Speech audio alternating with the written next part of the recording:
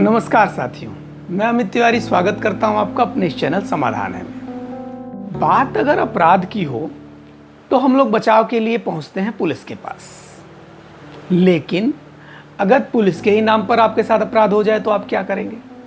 इसमें अपराधी 2-3 तरीके अपनाते हैं। पहला यह होता है कि मान लीजिए कभी कहीं आपका कोई डॉक्यूमेंट जैसे आधार, पैन गुम हुआ हो। उस परिस्थिति में क्या करते हैं कि अपराधी उस व्यक्ति से संपर्क करते हैं पुलिस के नाम पर। कहा क्या जाता है? अच्छा हाँ, एक और बात, ज़रूरी नहीं कि गुम हुआ हो, कहीं से भी उन्हें अगर आपके इस तरह के डॉक्यूमेंट मिल जाते हैं जिसमें आपके नाम होता है, आपके पिता का नाम होता है, आपका पता होता है, और ऐसे डॉक्यूमेंट मिलना बहुत आसान काम है।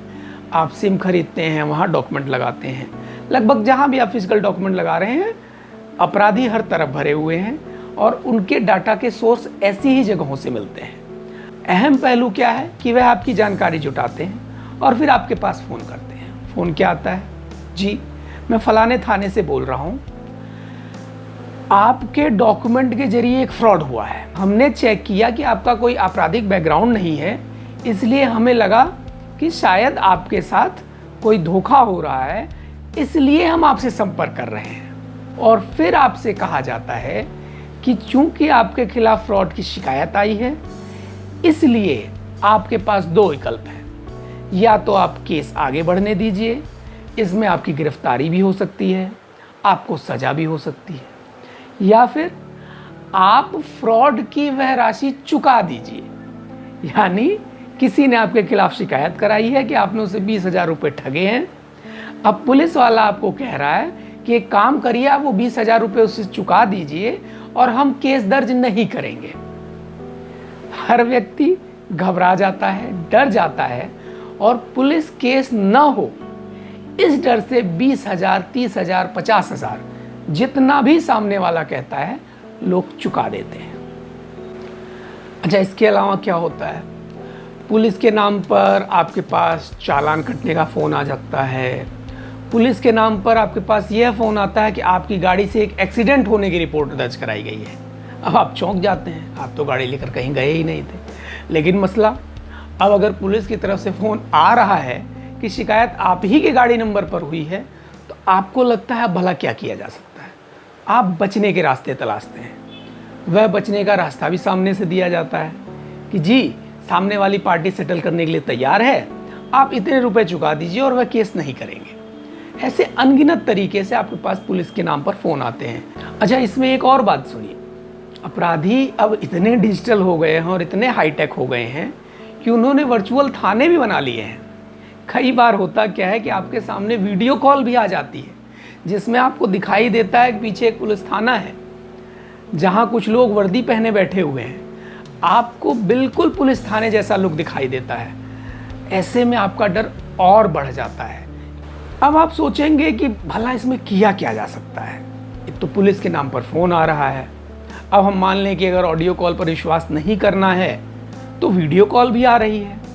तो भला पता कैसे लगाया जाए कि ये सब कुछ गलत है या फिर इनसे बचा कैसे जा सकता है? जब आपके पास किसी थाने के सामान्य नंबर से फ़ोन न आकर किसी व्हाट्सएप कॉल के जरिए संपर्क करने की कोशिश की जाए आपसे, तो आपको थोड़ा सतर्क हो जाना चाहिए।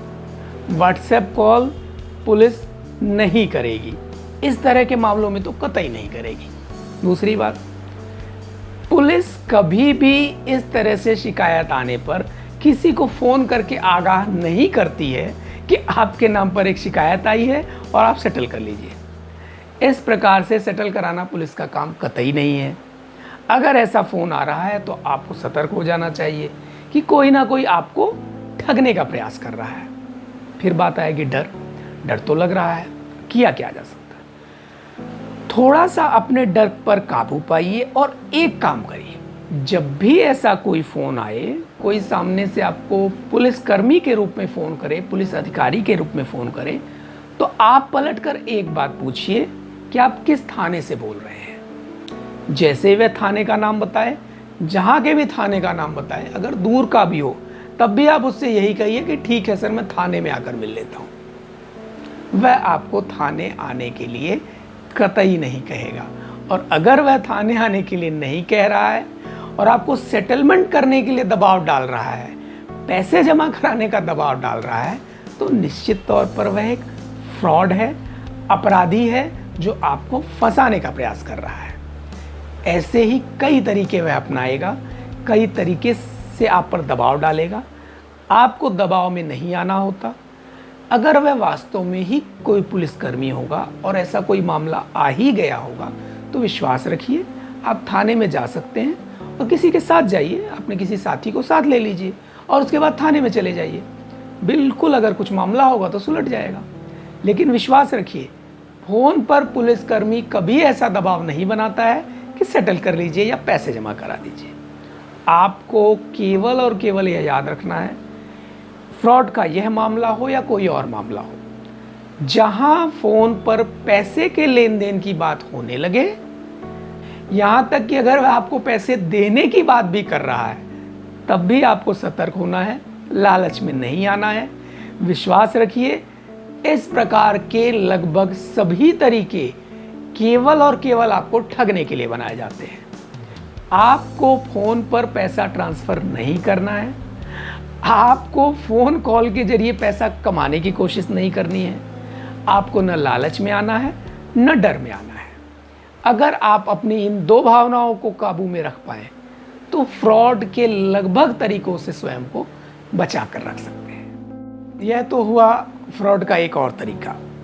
इसके झांसे में भी आए दिन लोग खूब फंस रहे हैं, कारण कि पुलिस के नाम पर डर लगभग लोगों को लगता है और इसी डर का फ़ायदा अपराधी उठाते हैं।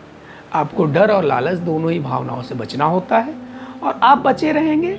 अगर इन दो भावनाओं से बचे रहेंगे तो निश्चित तौर पर धोखाधड़ी से ही बचे रहेंगे। आगे हम ऐसे ही और भी प्रश्नों के समाधान के साथ प्रस्तुत होंगे। तब तक जुड़े रहिए, देखते रहिए और पूछते रहिए, क्योंकि हर वह प्रश्न जो आपके मन में आ सकता है, उसका समाधान है। धन्यवाद।